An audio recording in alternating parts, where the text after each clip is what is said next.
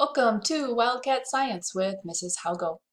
This is Chemistry, Chapter 1, Part 5, and today we're starting the second section, Scientific Inquiry. So, I want to discuss some of these things. They're found on page 19 and 20.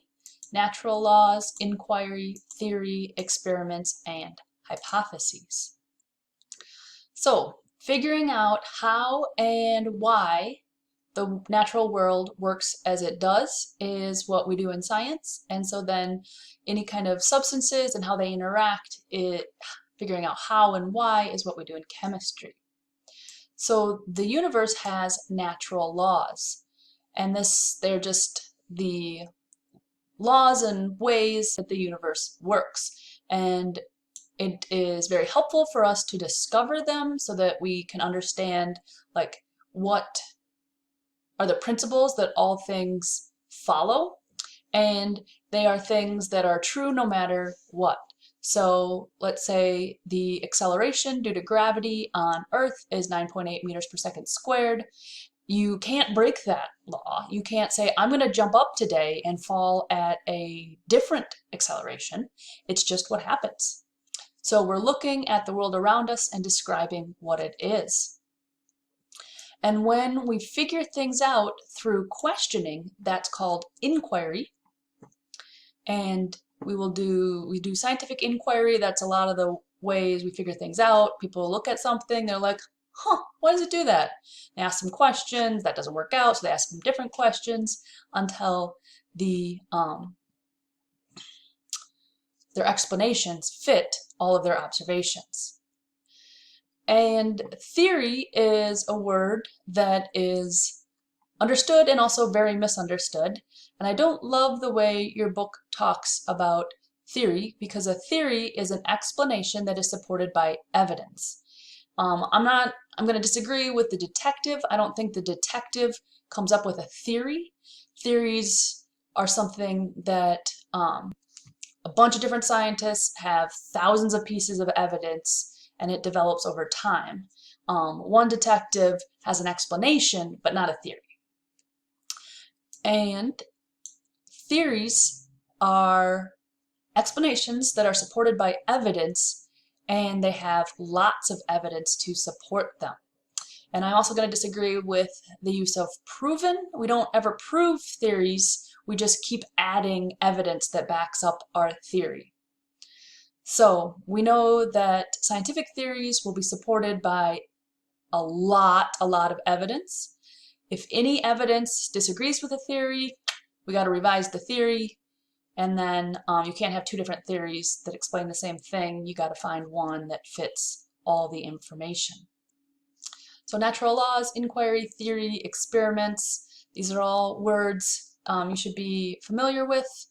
Looking at experiments, this is a technique used in science where we test a certain variable to see if what happens, and then we measure what happens and we take data, and it either will confirm or disprove our hypothesis, and then it either fits in with our explanation or we need to revise our explanation of how that natural phenomenon works.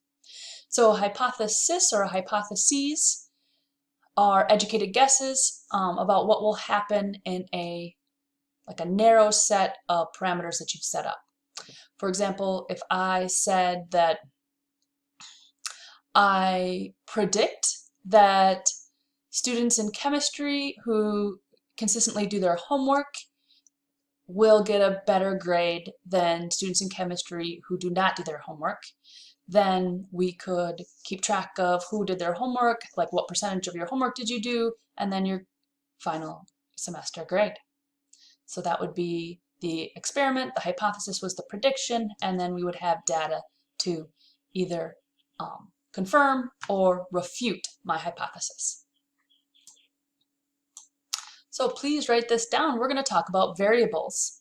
So your book talks about experimental and control variables, and you will hear me talk about control variables as constants. These are the things we keep constant in an experiment. So let's take a look at page 21. Looking on page 21 is an example of an experiment. A student is asked to experiment if how dissolving time is affected by temperature, and they want to know if it's inversely proportional. So when the temperature goes up, dissolving time would go down, or vice versa. So we're going to take a look at this. This is an example of a bad experiment. So they have 3 trials, A, B, and C, at 3 different temperatures, 25, 35, and 45, and 3 different amounts of sugar, and 3 different amounts of water, and then the time it took to dissolve. So their dissolving time was affected by 3 different things, and there are no constants. There's just way too many variables to know if the temperature affected the dissolving rate. So we're going to have to come here and look at a better designed experiment where we keep all of the constants the same except for one variable, and that is our experimental variable. So we have 3 trials again, A, B, and C, and we have 3 different temperatures, 25, 45, 35, but then the amount of sugar is the same and the amount of water is the same. And so we can see that as the temperature went up, it took less time to dissolve. So that's evidence that temperature is inversely proportional to the dissolving time. So looking at the experimental variable, you will hear me refer to this as the independent variable, and that's something you will hear in other places too. And that is the single variable that is changed in the experiment. And this is the one the scientist has control over. So the question is, in the experiment, was that the temperature or the dissolving time? So if you said the temperature in the sugar experiment, you would be correct, because the scientist changed the temperature of each of the solutions and then measured the dissolving time. The dissolving time was just how long it took to dissolve. That is not something that the scientists can control. They can't yell at it and say, dissolve faster, and it works. So that the dissolving time was what they were measuring, and the independent variable, the one they had control over, was the temperature. So you have the independent variable, which is what you are changing, and the dependent variable is what you are measuring. So what the scientist measures, and in this one, they were measuring the time, so the dissolving time. So let's do an example together. You don't have to write this down, but please pay attention. Henry and Eliza conducted an experiment using plant fertilizer. They added different amounts of fertilizer to 7 pots of bean sprouts. The pots were the same size and had the same type and amount of soil. They were given the same amount of seeds, light, and water. Henry and Eliza added 0, 1, 2, 3, 4, 5, and 6 grams of fertilizers to the pots. To find out how the fertilizer affected the growth of the sprouts, Henry and Eliza calculated the average height of the bean sprouts in each pot. So there's a couple of questions I want you to answer. 1, what is the point of the experiment?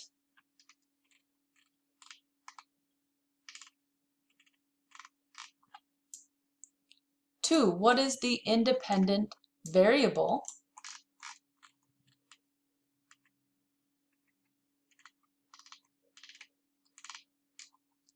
3, what is the dependent variable?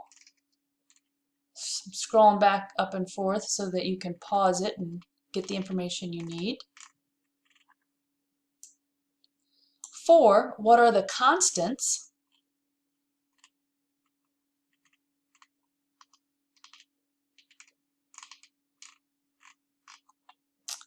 And 5, what is the control?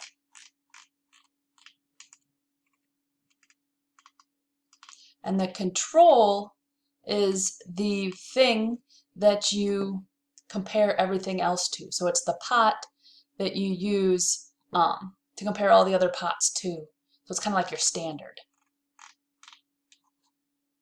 Let's see how you did. Question 1. What is the point of the experiments? So you can see here that, let me get a color, to find how the fertilizer affected the growth of the sprouts, Henry and Eliza. So the point of the experiment is to see how fertilizer affected the growth of bean sprouts. So if you got that, good job. Number 2, what is the independent variable? So what is the thing that Henry and Eliza had control of?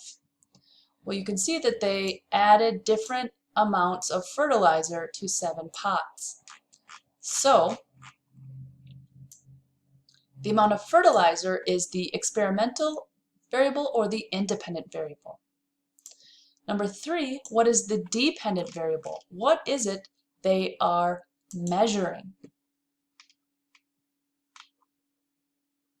So Henry and Eliza calculated the average height of the bean sprouts in each pot. So they measured the height of the bean sprouts. So the dependent variable is the height of the bean sprouts. Number 4, what are the constants? What are the things that they kept the same? So you can say that the pots were the same size, they had the same type and amount of soil, they were given the same amount of seeds, light, and water.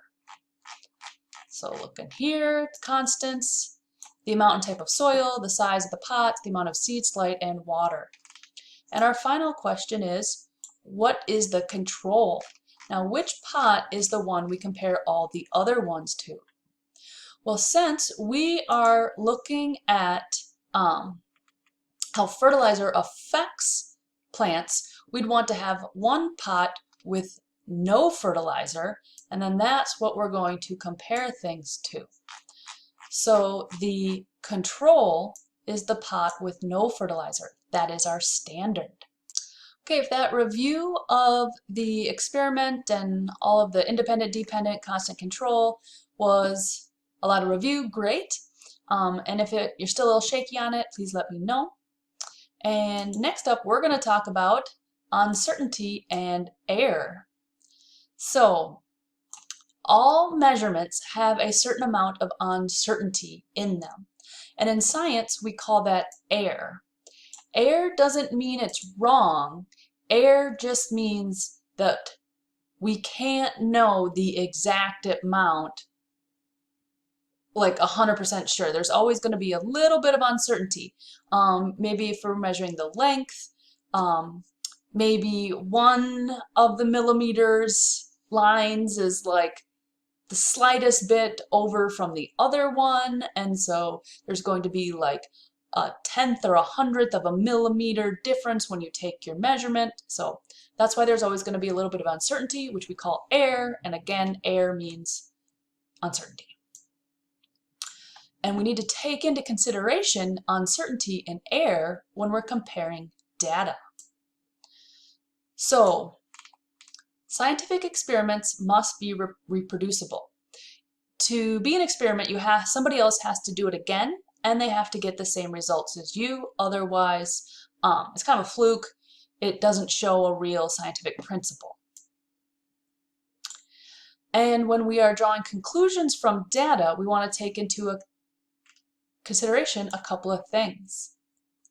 We need to evaluate different experimental trials to see if the results have a significant difference. A significant difference means that the measurement difference between the different trials is bigger than the uncertainty or error of the measurements. And in our next video, we're going to look at what that would mean in an experiment. So until next time, bye.